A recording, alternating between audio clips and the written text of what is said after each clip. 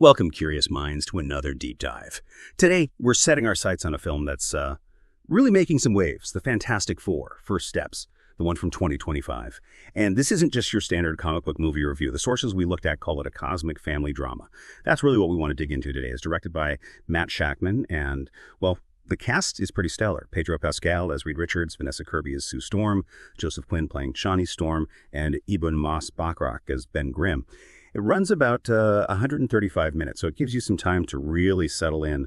Our mission here is to unpack the key themes, maybe some character insights, and definitely those surprising symbolic details that seem to lift this film beyond, the usual superhero stuff. Okay, let's unpack this. Yeah, and it's crucial to remember the setting. This whole thing plays out in an alternate 1960s-inspired universe, Earth 828, they call it.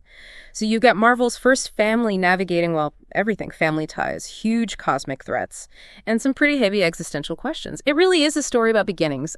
Beginnings for the universe, sure, but also really personal ones for the four of them. That alternate 60s vibe, that's one of the first things that really jumps out, isn't it? This classification. Yeah. Retro-Futuristic superhero cosmic family drama. Mm-hmm. And this Earth 828 setting, the sources describe the look, this love letter to Jack Kirby, that sounds like something pretty special. Does it really lean into that 1960s sci-fi optimism, maybe in ways that might surprise people? Oh, absolutely. The look is pure Kirby homage. I mean, the energy, the dynamic style he had, you see it everywhere. And the tech, the UI design, it's all kind of chunky, optimistic. The costumes, too, very vivid, almost pop art. But what's really fascinating, like you said, is how it connects deeper. This Earth 828, it's not just a cool backdrop. The sources suggest it's almost an allegory, this idea of second chances, like a blank slate, a tabula rasa, where their story can be, rewritten. Yeah. So the film puts that space race idealism right up against massive galactic danger. It's saying hope isn't just, vintage. It's essential, even when things look cosmically bleak. Hope being essential. This sounds like it ties right into what the sources say is the film's absolute core, family as superpower. Yeah. You usually think of superhero teams as these, alliances of convenience sometimes. But this film seems to argue for something deeper. Yeah. What happens when their power source isn't just their abilities, but their actual family bond? How does framing them as family first change the superhero story? Right. And here's where it gets really interesting. Parenthood, sacrifice, legacy, these become the film's emotional and moral pillars. It really drives home that the family unit is the battleground and the reward. The source material flat out says, this isn't a war to save the world. It's a story of saving one another. That fundamentally flips the script, The stakes become incredibly personal, not just global. There's this moment where Sue makes a choice, a really profound one, for her unborn child, putting that ahead of some big strategic move. That shows you right there. Cosmic threats almost feel secondary to their internal stuff, their love for each other, those bonds. That's their real strength. That personal focus really seems to come through in the characters, too, embodying that whole power and vulnerability theme within the family structure. Okay. Let's break down these archetypes a bit. Reed Richards, he's the visionary father, reluctant savior. Kind of stretched thin, right? Between science, family, his own ambition. How does that tension play out for him? Oh, Reed's struggle is absolutely central. He's the genius, the big brain, but sometimes his quest for knowledge causes the problems in the first place. His power is that intellect, sure, but his vulnerability, it's the isolation that can come with genius, and just the sheer weight of how his choices affect everyone he loves. Okay, and Sue Storm. Sources call her the life-giver emotional core. Her pregnancy isn't just a plot device, it's described as this major metaphor. How does the film use her specifically to put life itself right at the center of all this cosmic warfare? It's incredibly powerful, actually. Sue becomes this symbolic womb of future generations. I mean, literally bringing new life into a universe that feels like it's falling apart. Her pregnancy is woven right into the story, the visuals.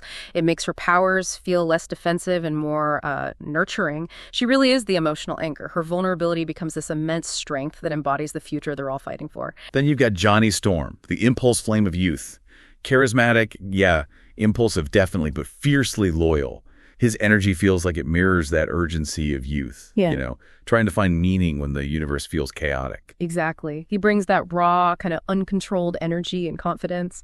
Yeah, his impulsiveness can be a weakness sometimes, but his loyalty, his willingness to just act, even recklessly, that often gives them the spark they need. He's sort of the counterpoint to Reed's overthinking and Sue's careful nurturing. A reminder that sometimes you just got to go with your gut, with passion. In rounding them out, Ben Grimm, The loyal guardian of the soul, trapped in that stone body. I mean, talk about a permanent bad hair day, right? But the sources suggest his struggle isn't just physical, it's deeply emotional. How does that loyal guardian role work beyond just, hitting things hard? You're absolutely right. It's way more than just the muscle. Ben's transformation is visually the most striking and often the most tragic. His vulnerability is obvious, losing his old self. But his power, it's that unwavering loyalty, that deep empathy he still has. He's literally the rock, yeah? Providing stability, emotional support. He's the moral compass keeping them grounded. His character really hammers home that humanity, that heart, that's the real anchor when you're facing cosmic chaos. Okay, so shifting from the really personal family stuff to the huge cosmic scale. Yeah. The film tackles cosmic responsibility and horror. And the source is pretty clear. Galactus isn't your typical bad guy here. He's more like a force, a metaphor for cosmic balance. Mm-hmm. What's fascinating here is how the film actually shows that. And how does the Silver Surfer fit in as this emotional translator? Well, Galactus isn't presented with like a mustache twirling plan. He's framed as this primal force of cosmic balance. Think less evil mastermind, more cosmic natural disaster, a force of nature that's just hungry. The film almost treats him like part of a cosmic ecosystem, essential to the universe's cycle, which is, a really interesting twist on the usual beat the villain thing. And the Silver Surfer, he's often caught in the middle, torn between his loyalty to Galactus and the empathy he develops for the life he finds. He becomes the emotional translator of godlike destruction, like you said. He gives a face and emotional reaction to this overwhelming force. And that lets the story go beyond just superhero action into real existential dread. What do you do against something that just is? Right. And it sounds like it's in those moments where the huge cosmic scale crashes into the personal that the film really hits hard. Let's talk about that birth amid chaos idea. Yeah, the zero-gravity birth scene, Sue going into labor during a massive cosmic attack, is described as incredibly poignant and terrifying, both at once. It's a powerful symbol of creation under siege, new life pushing through while the universe is decaying around them. And that leads right to Franklin Richards. He becomes this symbol of infinite potential. Born during battle, then later resurrected through this immense power, he's called a walking paradox, child and God, love and danger, hope and apocalypse. Apparently, the Franklin's resurrection scene is almost mystical, a deeply emotional moment where the family's combined power literally brings their future back from the brink. Wow. All this talk about cosmic horror and saving each other brings me back to Reed Richards and his inventions. How do the sources say the film portrays science as both hope and hubris through his tech? Is it more of a warning or just showing how discovery works? It seems like it's definitely presented as both. Reed's tech, his inventions, they build solutions and open risks simultaneously. Often, his gadgets are the key to surviving whatever they're facing. But sometimes they also, maybe accidentally, create new dangers or reveal consequences nobody saw coming. This raises an important question the film seems to constantly poke at. Is intellect without wisdom actually liberation? Or is it, damnation? It forces you to think about the real price of pushing scientific boundaries. So with all this ambition, how did the film actually land? Our sources point out, definite strengths, but also a few weaknesses, which is pretty normal.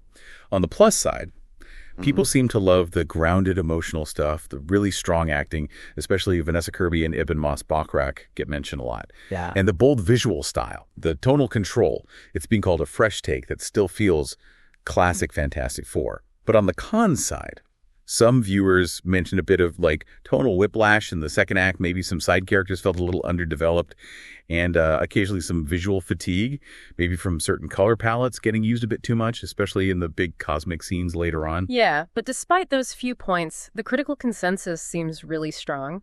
It landed an 8.8 out of 10 overall. It's widely being called a bold, stylish, and emotionally rich cosmic family drama, and that phrase keeps coming up. More than a reboot, it becomes a rebirth for the franchise. So yeah, it sounds like it really hit the mark, delivering something that feels both familiar to fans but also refreshingly new. And definitely stick around if you watch it, because there's that post-credits reveal, an older Franklin Richards being found by, Dr. Doom. That definitely foreshadows his big role in whatever multiverse collapse is looming. It leaves you wanting more, for sure, and sets up some huge stuff down the line. So for you listening, hopefully this deep dive gives you a shortcut to understanding why this film seems to be clicking with people and what kind of unique experience you might be in for. The Fantastic Four. First steps. It really does sound like a compelling cosmic fable. Maybe less about the punching, more about those awkward family dinners. Except, the dinner's happening near a black hole and passing the salt might affect the universe, something like that. So what does this all mean then? How does a story that's so focused on family manage to raise the stakes of universal collapse? And, maybe more importantly, what does it suggest about what power even means when love, when protecting your family, becomes the ultimate responsibility? Definitely some big ideas to chew on there. We encourage you to reflect on that and maybe check out the film or explore these themes more on your own.